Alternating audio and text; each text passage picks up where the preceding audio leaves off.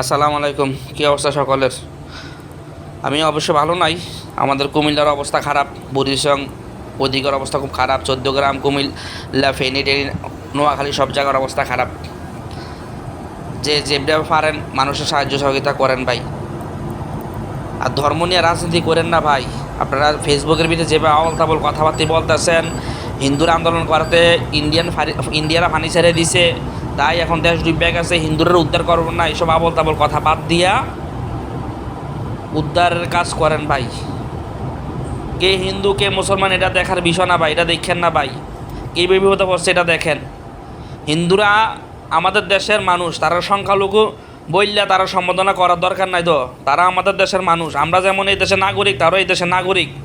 হয়তোবা হিন্দুদের ভিতরে কিছু মানুষ আছে ইন্ডিয়ান ভক্ত, আমাদের মুসলমানদের ভিতরেও ইন্ডিয়ান ভক্ত আছে, যেমন আমলিক ইন্ডিয়ান ভক্ত এরকম আছে। এটা দেখে লাভ নাই তো ভাই।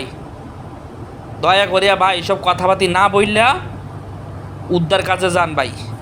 কোনটা মুসলমানদের ঘর কোনটা হিন্দুদের ঘর এটা দেখেন না ভাই। যারে সামনে ভাবেন তারে উদ্ধার করে টলারের ভিতরে তোলেন, যারে সামনে ভাবেন তারে খানা দেন ভাই। হিন্দু মুসলমান এটা বিচার এখন করার সময় না। আপনারা কিছু মানুষ হিন্দু মুসলমান নিয়ে ফেসবুকের ভিতরে আবল তাবল কথাবার্তি বলতেছেন, এটা বলার দরকার নাই, এটা বললেন না ভাই। দিন শেষে সকলে আমরা মানুষ ভাই, সকলে আমরা মানুষ। ধর্মের ব্যবসা ছাইড়া দেন ভাই। আমরা ধর্ম ব্যবসা বিশ্বাসী না।